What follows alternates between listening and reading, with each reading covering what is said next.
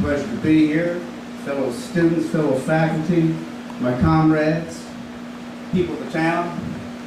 We need to get out of here before it gets too hot. No, my name is William Paxton Gillespie, and I was one of the original faculty members, moved here in the year 1868. Now keep in mind, this is right after the Civil War, and things were a little different politically, and things were in a turmoil, but we were determined to educate these kids up here.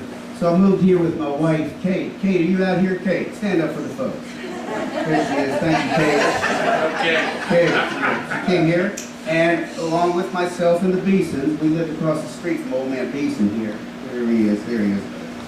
She became the principal of the female department. And along with President Beeson and Reverend Doak, we were the first. He was the first year staff as professor of mathematics. But that was 3 people. Next year we got a few additions to the staff. Were Reverend Dave Quake, professor of rhetoric. Dave, you're here today. Stand up for the folks. Thank you, Dave. He's still in rhetoric, right? He's still in rhetoric. There's a big job in that. And my good friend Dr. William Hudson came for professor of bookkeeping. Bill, are you here, Dr. Hudson? There he is. Thank you. I'm so glad they came here. It's a long way from the cemetery up here. He's right. We are jealous of his monument. That's a good monument. We opened our doors, get this, with 2 students. We had 2 students, faculty of 5, 2 students, and 1 outhouse in the back. But an enrollment of 7 students by the end of the year. That's 350% increase. Small goals here. Our faculty accepted the basic foundations of education in 1869. These things are new. Now remember, no electric lights, gas lights, freezing in winter, burning up in the summer. Only male students were offered Greek and Latin, which is what I taught. In the end of the Gillespie home, which was right across the street from Boyd. Right? Home right there. Yeah. He used to come out in his boxer shorts every morning. I wish the students had seen that. Females concentrated on the sensitive aspects of education, arts, aka getting a husband. And as I mentioned earlier, we were a co-ed school, one of the first in the nation. We were the second in the nation, I believe, after Oberlin. With no residential faculties on campus, there were no dorms. We expected the students to get rooms in the neighborhoods, and it was a boarding house situation. And then in 1903, I never saw that dorm over there, that real nice dorm where the ladies were. I'm not going to talk about salaries. Y'all don't want to be bored about that. Now, there was no transportation was extremely difficult. And remember, most of our staff came from other states. It was a very difficult trip to get out here.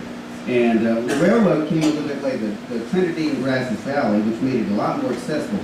But as one of my colleagues mentioned, it was an hour to get to Mahale. To Mahale? Oh, no offense to my Mahale friends out there. Enrollment increased. We were proud that the specialized interests and literary societies were extremely popular. Musical debates, essay writing, and public speaking. We had classes in 2 frame buildings that were about a half a mile over here. And one of them is still standing, my home, the Gillespie home, and the Boyd home, unfortunately, is gone. But talk was already in progress about the new college that was going to be built up here on Block 12. Now, as mentioned, this wing and the wing across from you were not part of the original building. It was a rectangle, and that's the building behind us. These were added later on. And we were extremely excited about this progress because I had kids in my house. I mean, after I taught them, I had to kick them out, and then Mama had to have supper and all that. Right, Kate? Remember that? Yes, I remember. Complained about it constantly. She hated it. We had female societies. In fact, a lot of these classrooms were furnished by students who went out and picked cotton to have books. They bought their own books, rugs, lights, stuff like that. And they had a lot of societies, natural history. Founded an exploration society here. Now, here's my big one. In 1877, I was getting up in my years. We were able to obtain a charter for the first YMCA in Texas. Right here. And then they had that song after it, you know. Yeah. We had nothing to do with it. And one thing we're very proud of, most of our student body went on to become either ministers or lawyers. And as mentioned, we had the first law school in Texas, this little town. Now back then, I talked to well, this is me talking, this is Bill. My grandfather was raised here. He said every 50 acres had a house. So the little town might have only had 400 people, but it supported a community of at least 2,500 or 3,000 out in the fields. I made a special effort to be regarded with intelligence, as you can tell, but I do have a few stories of the students because we were tight. We didn't get out of here, everything was here. You saw the same people every day.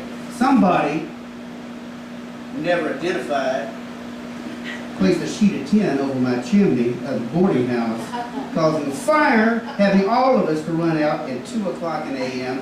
And boy, sure enough, came out in his underwear. Remember that Jimmy boy? One particular Halloween night, now this is famous, when the Mahega Fire Department was called out to remove a donkey from the top of the university building. Somebody got it up those stairs. And as they say, you can lead a donkey up the stairs, but you can't lead a donkey down the stairs. You got to put boards and something. This is true. I've done it. Now, I left on good terms, but I found this essay written in the back of a book by one of my students, and yeah, he's here. He's here today. We had an old man in the faculty there by the name of Gillespie. He was a preacher, but he was certainly a fine Greek scholar. He sat in an old rawhide bottom chair, leaning back in the back of the class, and he kept a spittoon by him spitting, and he'd chew tobacco while he listened to us and closed his eyes. He wouldn't look on the Greek text at all. You'd go ahead and try to interpret this Greek and say, Tommy. He wouldn't even open his eyes. Tommy, boy, that ain't right at all. And spit. The old Dickens, he wouldn't even look at the book. He knew the whole thing by heart. That's me. And he's right. I never saw this man in my life. He chewed tobacco a while and spit in the spittoon. Sometimes he hit it. Sometimes he didn't, but he sure was one of the finest Greek scholars. And Timmy, thank you very much for that test. Aristotle once said, no great genius has ever existed without some touch of madness. Thank you for being here.